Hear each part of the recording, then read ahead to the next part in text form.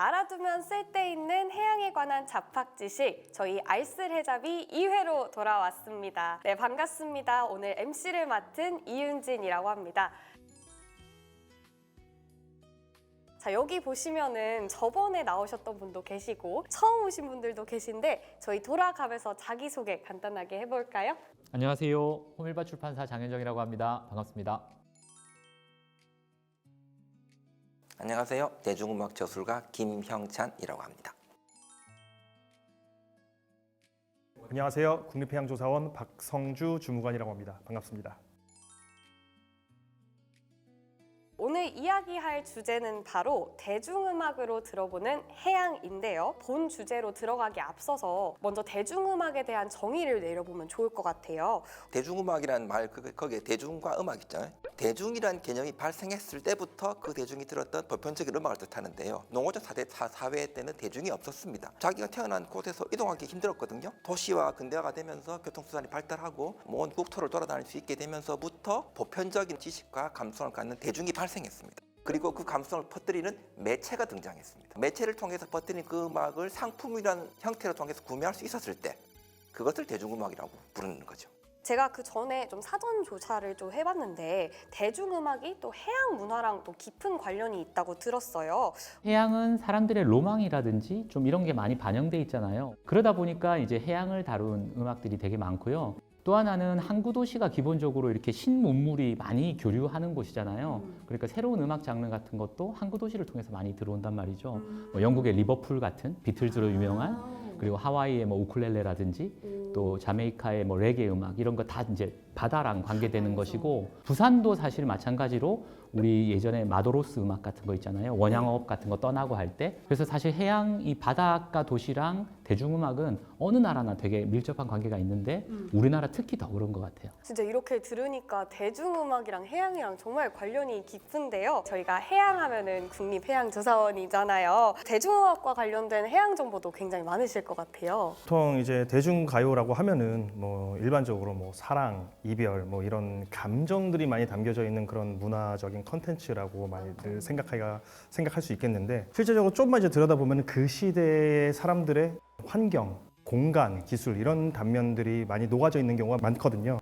그래서 우리가 오늘 이제 들어볼 이제 노래들도 해양학, 해양 환경 이런 측면에서 들어보면 우리가 조금 몰랐던 그런 감정들을 조금 더 느낄 수 있지 않을까, 네, 그렇게 생각하고 있습니다. 음악을 비롯해서 사실 예술이란 게 그 제작자의 삶이 어떻게 살아왔는지 반영이 되잖아요. 그래서 오늘 한번 들어보면서 그때 사람들은 어떻게 살아왔는지, 또 해양에 관련된 어떤 정보가 있는지 이야기 나눠보면 좋을 것 같습니다. 오늘 대중음악으로 들어보는 해양을 주제로 이야기 나눠볼 건데요. 자, 바로 첫 번째 대중음악 들어보실까요? 어쩌다 한번 거기서 배는 무슨 사연 싣고 오길래 오는 사람 가는 사람 맘마다 설레게 하나.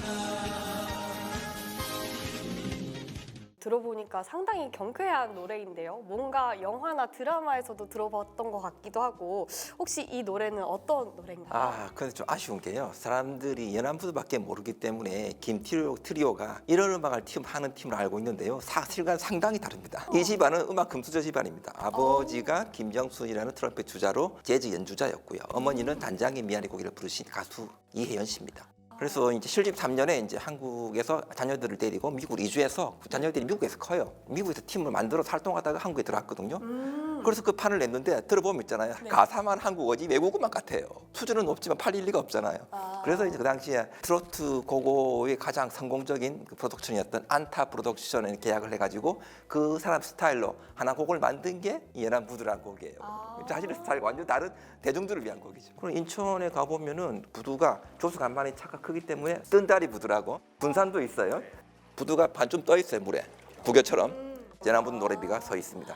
99년에 만들었습니다. 99년에 제가 태어났던 연도인데 저 사실 인천에서 와가지고 꼭 한번 기회가 되면 가보도록 하겠습니다. 관련해서 해양 문화에 대해서도 설명해 주시면 좋을 것 같아요. 그러니까 이 노래 처음에 가사가 어쩌다 한번 오는 저 배는 어떤 사연 막 이렇게 얘기나 요즘에 카톡이나 이런 걸로 바로 다 사연 뭐 이렇게 할 수 있는 시대에는 정말 옛날 느낌이잖아요. 그 당대의 어떤 그 풍경이나 이제 사회적인 구조나 이런 걸 다 대중음악에 반영한다는 거를 너무 잘 보여주는 것이고 그래서 아마 제가 알기로 이 노래가 인천 거의 대표곡이라고 알고 있거든요. 맞아요. 인천 사람들이 이런 노래들을 들으면 노래 자체도 좋지만 그 당대의 어떤 사람들의 생활상 이런 걸 약간 상상해 보게 되잖아요. 배가 저 멀리서 오면 기다렸던 어떤 사연이 올까 뭐 이런 그리고 그걸 타고 돌아다녔던 그 서민들의 어떤 삶들 하여튼 그런 걸 좀 느끼게 하는 것 같아요. 네. 가사 첫 구절 보면은 되게 설레는 마음이 많이 느껴지긴 하더라고요. 요즘 우리가 잃어버린 것들이죠, 사실은. 맞아요. 기다림이나 느림, 불편함 이런 걸 잃어버렸거든요, 우리가. 요즘 너무 다 빠르게 네, 변하니까. 네. 좋은 게 아닌데. 자, 그럼 또 이거 관련해서 인천의 지역색 특색부터 또 이렇게 해양 정보도 같이 설명해 주시면 좋을 것 같아요. 배경이 연안부두가 이제 인천이다 보니까 인천은 이제 우리나라에서 대표적으로 이제 조수 간만차라고 하죠. 이제 밀물 썰물 이제 높이 차이가 우리나라에서 굉장히 큰 지역 중에 하나거든요. 이제 9m 정도가 됩니다. 가장 낮을 때가 이제 1층 바닥이라고 하면은 가장 높을 때는 4층 바닥 그렇게 보시면 되는데 물이 들어왔을 때 그때만 이제 배가 이제 입항 출항을 할 수 있는데 그러다 보니까 이 이제 기다리는 사람 입장에서 물이 들어온다. 그러면 혹시나 배가 배가 올까? 올까? 그때 이제 나가서 기다리는 또 그런 또 다른 그런 정서가 또 있지 않았을까? 물이 빠지면은 오려면 또 한참 남았구나 이렇게 기다리고. 그러니까 물 들어올 때 도전는 게 아니라 물 들어올 때 기다리는 거예요. 기다린다. 그렇죠? 슬퍼. 저 같은 경우는 해양 예보 방송 그 진행을 하면서 대조기 속보라고 저희가 특보 소식을 전하거든요. 그때 매번 있는 지역이 인천이에요. 그만큼 정말 조수 간만의 차가 엄청 큰 지역인 거, 네, 저도 알고 있습니다. 대중음악을 들으면서 해양 정보 또 해양 문화에 대해서 이야기를 들으니까 정말 두 배로 재미있는 것 같습니다. 자, 그럼 바로 저희 두 번째 노래로 넘어가 보실까요? 피는 동백섬에 봄이 왔건만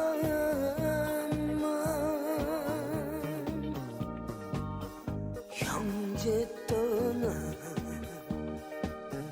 부산하니 갈매기만 슬피우네.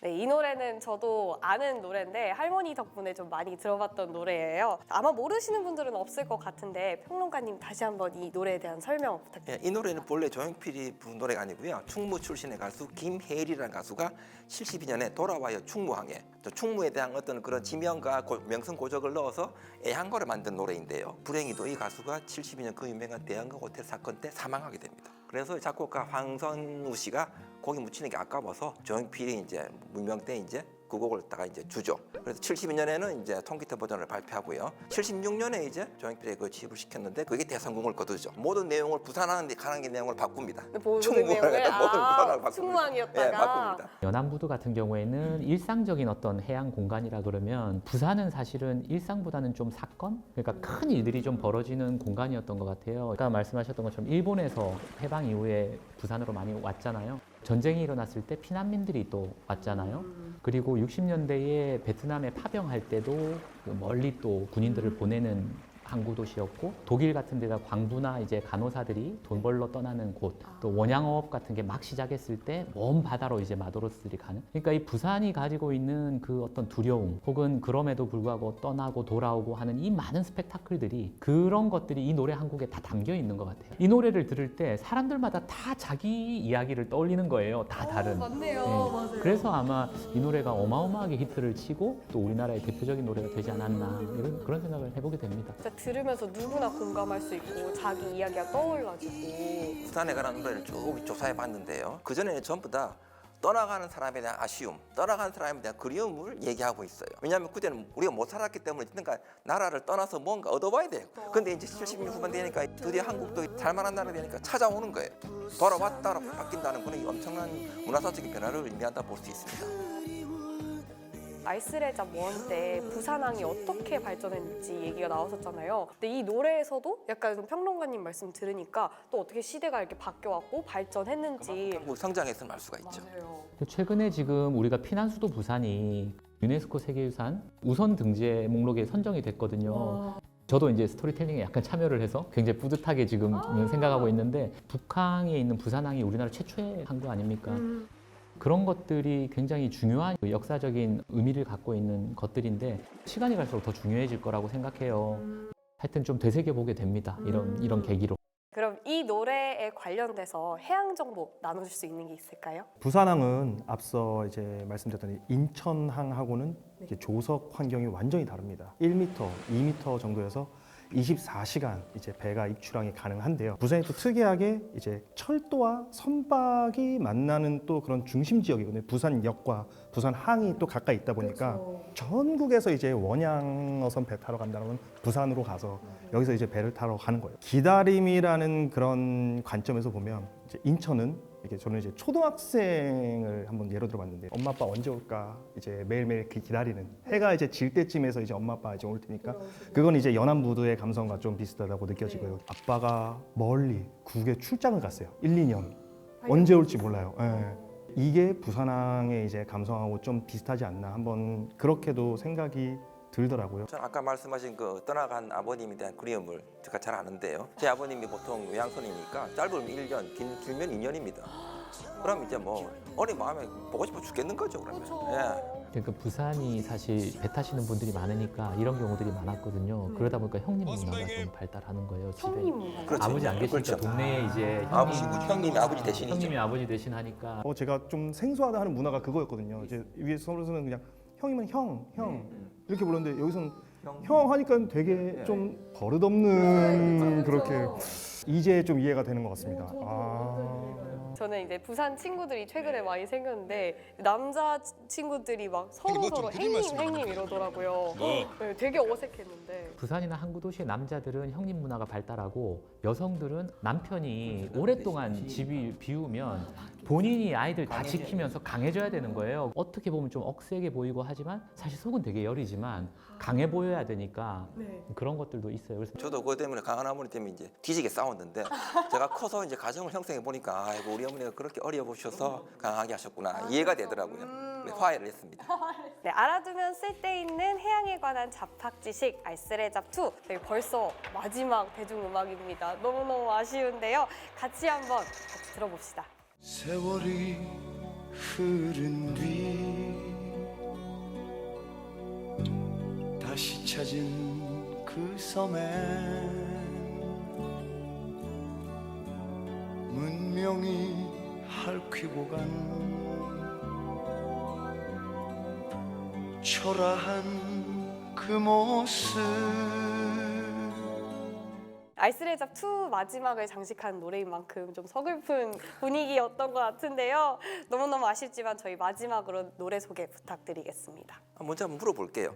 옛날에 이 환상의 섬 노래 들을 때 어떤 노래를 짐작하고 들으셨어요? 일단 저는 이 노래 오늘 사실 처음 듣습니다. 저도 음악 관련해서 뭐 칼럼도 많이 쓰고 했는데 들어보니까 되게 말씀하셨던 것처럼 마지막 노래라 그런지 좀 서글프고. 전 내용을 몰라서 그냥 우리가 제주도 이어도처럼 어떤 그런 이상적인 섬의 세계를 그리는 것 생각했는데 실제로 이제 단서를 잡고 가서 취재를 해보니까 그거와 다른 내용이었습니다. 단서는 장세보 출신입니다. 자기가 어릴 때 놀던 죽도라는 섬이 있어요. 지금 공단을 변해버려서 육지가 돼버렸지만 당시에는 육지 끝에 튀어나온 섬처럼 생긴 섬인데 죽도라 불렀다 그래요. 그런 아름다운 섬이었는데 거기 자기가 이제 성공해가 다시 85년에 고향에 돌아가 보니까 완전히 파괴돼서 흔적만 남아있더라. 그 아쉬움을 담은 노래라는 걸 알게 되었습니다. 그럼 이 노래에 나오는 소녀 이 키워드가 그 섬을 의미하는 걸까요? 의인화시켰다고 볼 수 있을 거고 아니면 뭐 자기 어떤 사연이 있는 사람일 수도 있을 거고. 두 가지 의미가 있을 수도 있겠네요. 그러면은 또 이 노래 관련해서 해양 문화도 설명해 줄 수 있나요? 그동안에 바다를 막 놀러 가고 막 이렇게 이용하고 이런 건 많았는데 이제는 우리가 바다를 좀 보살펴야 될 때가 된 것 같아요. 80년대 중반 노래인데 이때면 진짜 우리가 엄청나게 산업화돼 가지고 많이 개발하고 난개발하고 쓰레기 같은 거 함부로 다 버리고 환경 생각 안 하고 막 이렇게 살 때인데 그런 이제 부작용이 막 드러나기 시작할 때예요. 지금 사실 인류 전체가 기후 위기라든지 생태의 어떤 위기로 되게 지금 좀 위험하지 않습니까? 옛날 노래지만 지금 들어도 또 우리에게 약간 시사하는 바가 있다. 지금 우리가 즐기고 있는 이런 뭐 아름다운 또 바다들이 또 몇십 년 지났을 때 우리가 돌아와 봤을 때 이 모습 그대로 있을 건가? 조금 더 지속 가능한 개발? 그런 쪽으로 좀 생각하면서 이제 살면 좋지 않을까? 저는 이 노래 들으면서 그런 생각을 좀 해보게 됐네요. 정말 이제 대중가요가 그 시대상을 많이 반영을 한다라고 저는 느껴졌던 게 1980년대, 90년대에 전국적으로 해수욕장 정비 사업이 있었습니다. 관광 인프라, 레저 인프라가 또 폭발적으로 늘어났거든요. 그러다 보니까 이제 바다 하면은 그러니까 여름 해변이라는 또 하나의 브랜드가 이제 그때 이제 생겨났다고 저는 보는데, 그래서 이제 여름 바다를 배경으로 한 가요들이 90년대에 굉장히 많이 늘어난 것 같아요. 뭐 예를 들면 뭐 듀스의 여름 안에서 여름 안에서, 클론의 도시 탈출, 뭐 쿨 해변의 여인, 뭐 유피 바다, 90년대 엄청나게 늘어났고요. 윤진 씨는 몰라야 되는 노래들인데 우리가 알아야 되는 완전 옛날 노래들인데. 전 듀스 그 노래만 딱 익숙하고 다른. 근데 요새는 이제 또 이제 대표님 말씀 주시고 이제 평론가님 말씀 주신 것처럼 실제로 해양을 힐링의 공간으로 만들어 보자라는 바람이 불고 있습니다. 그러다 보니까 이제 또 대중가요가 여유롭고 좀 힐링이 되는 그런 이제 제주도 푸른밤이 그래서 리메이크도 한번 됐었죠. 실제로 파도 소리가 핑크 노이즈라고 핑크 노이즈요? 있는데, 그건 이제 저주파는 에너지가 같은데 고주파로 올라갈수록 에너지가 낮아져요.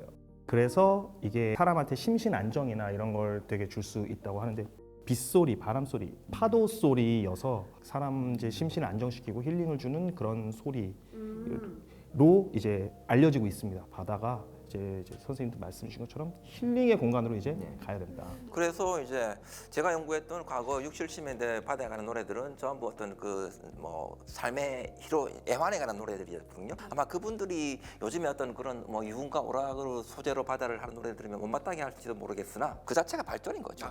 그죠? 예. 그래서 우리가 기뻐하고 그러면서 자연을 봉하는 쪽으로 나가서 더 이제 우리가 자연과 친화적으로 가야 되겠죠. 자연보다는 산업 먹고 발전, 살기 위해서. 먹고 살기 위해서 좀 그거에 집중을 했다면은 이제는 좀 자연을 좀 더 생각해서 보호하자라는. 오락을 하면서 네, 알아두면 쓸데있는 해양에 관한 잡학 지식 알쓰레잡2. 저희 오늘 대중음악을 통해 해양을 들어보는 시간 가져봤는데요. 정말 알찬 시간이었습니다.